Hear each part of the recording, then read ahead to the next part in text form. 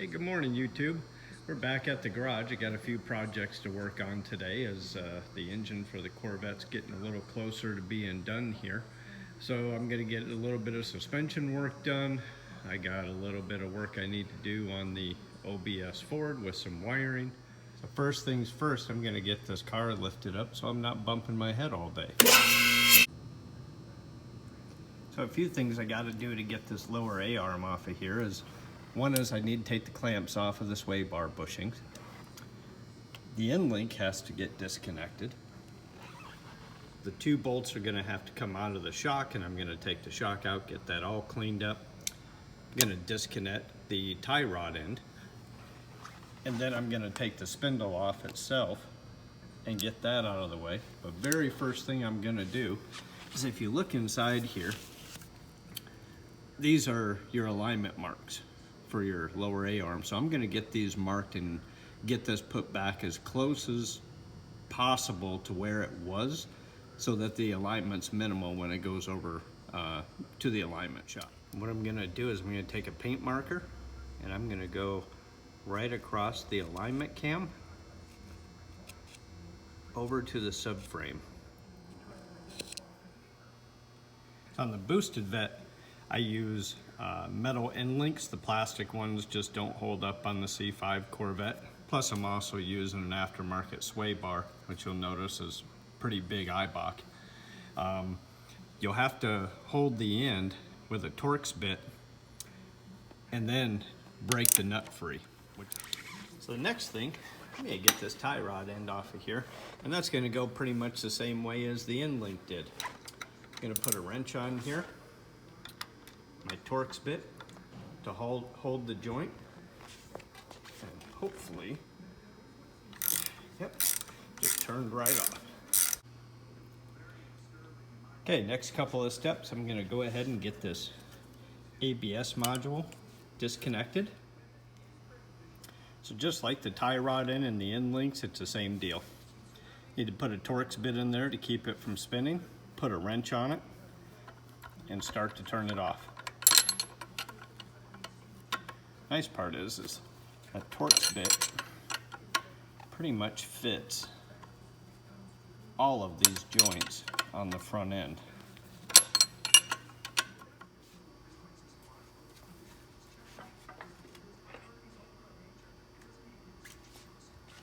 There we go. All right, so we're gonna find ourselves a 13. Yep, that's 13. Just gonna go on to our cordless ratchet.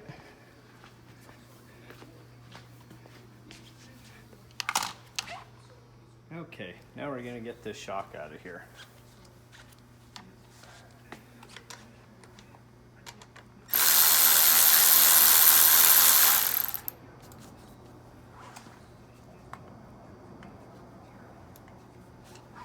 It'd help if we were going the right way.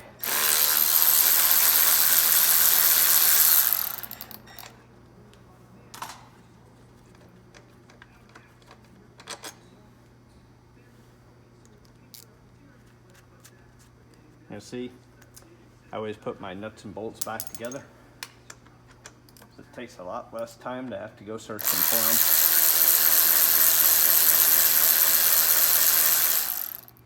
So I got a socket on one side, got a box end wrench on the other. We're gonna go ahead and get this almost completely taken apart.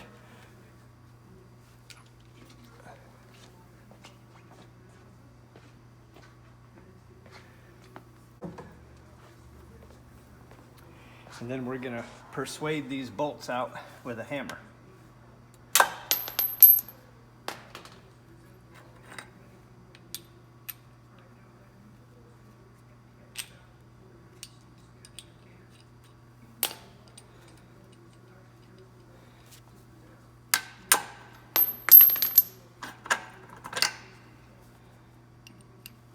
You'll see they got a master keyway where the cam goes.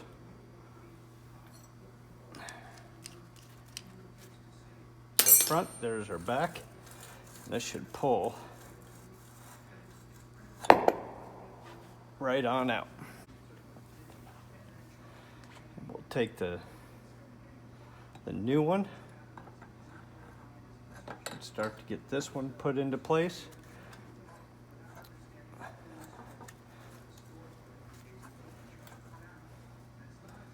And try not to drop the whole cradle on the ground in the process of doing it. Okay. I'm gonna have to fix this rocking situation going on. All right, put a jack under the other side to hold it, keep the whole rocking of the cradle from going back and forth. Let's try this again.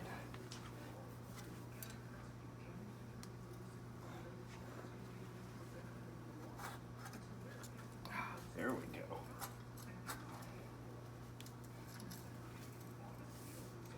Again, gonna get my sand mallet out so I can line up the bolt holes.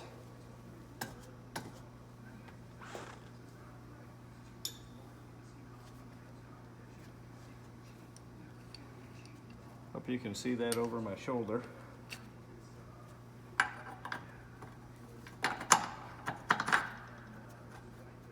I'll tell you, you guys have been YouTubing all this time and filming it yourself. All right, hats off to you. It is not easy. All right, so that's in place. I use my mallet to kind of hold that up there. And then I'm gonna get the bolts twisted back to those alignment marks. See if I can film that. So on the front side, you got a place you can put a 10mm wrench and turn that cam.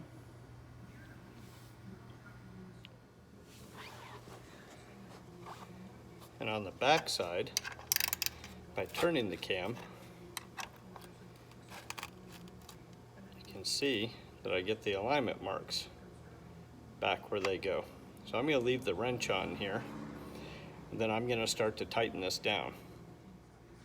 All right, shock's all cleaned up. We're going to start putting this all back together again.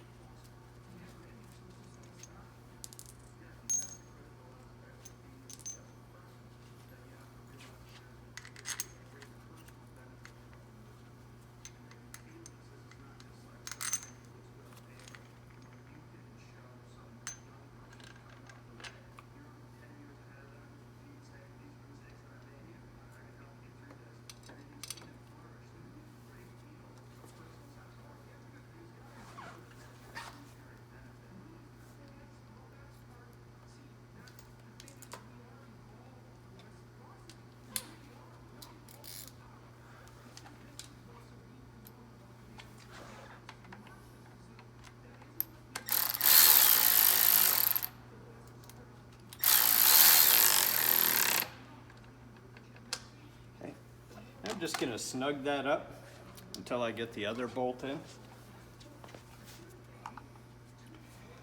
That way I don't run into alignment issues.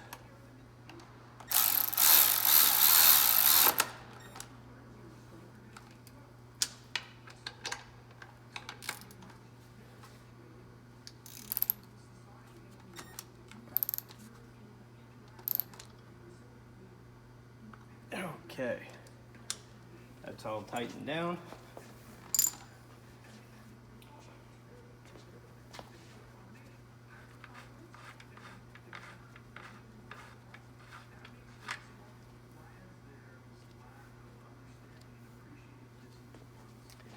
And get this spindle put back.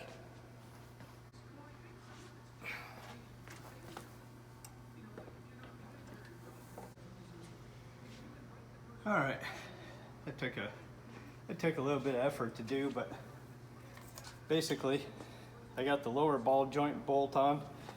I got the tie rod in reconnected. Shock is all in, which you've seen. You get the ABS cable back where it goes. And I'm gonna wait to plug that in until I get everything here tightened down. And basically it's just a reverse order of how I took it apart.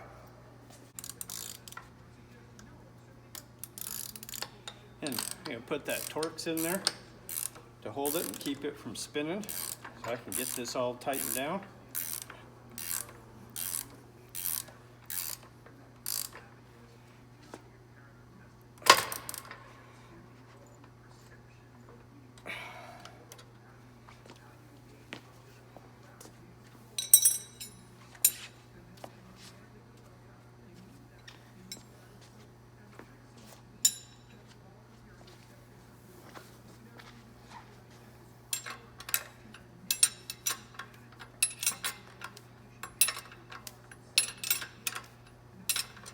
This one, because it's got so much weight on it, keeping it from spinning.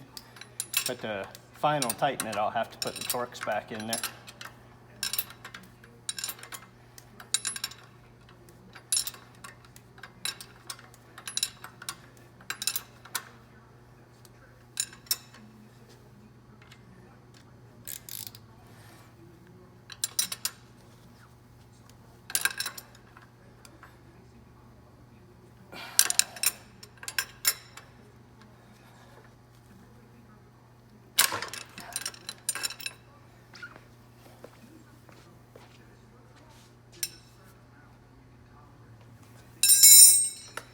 It'd be more productive if I had the right size wrench.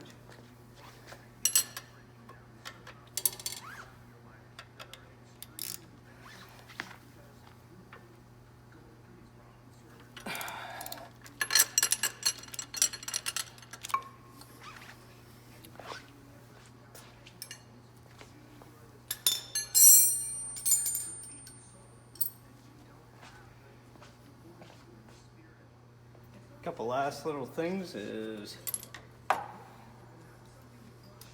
have to get the ABS wire reconnected. And there's also a little small bracket where this little wedge rubber goes into, and that holds your ABS wire from getting all caught up in your suspension. I got to take that off the other A-arm. We'll get to that in a few minutes, but yeah, start getting this sway bar put back in. It's never fun.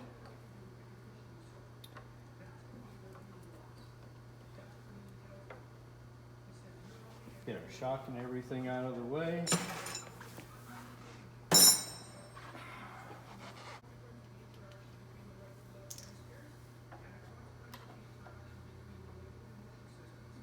See if we can get this end link back in here. This is never a real easy task.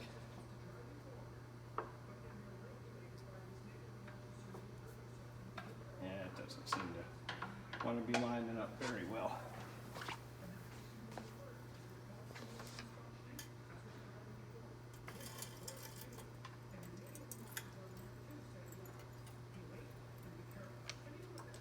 See what happens when we lower that A-arm a bit. See if it goes a little smoother. Not in the slightest.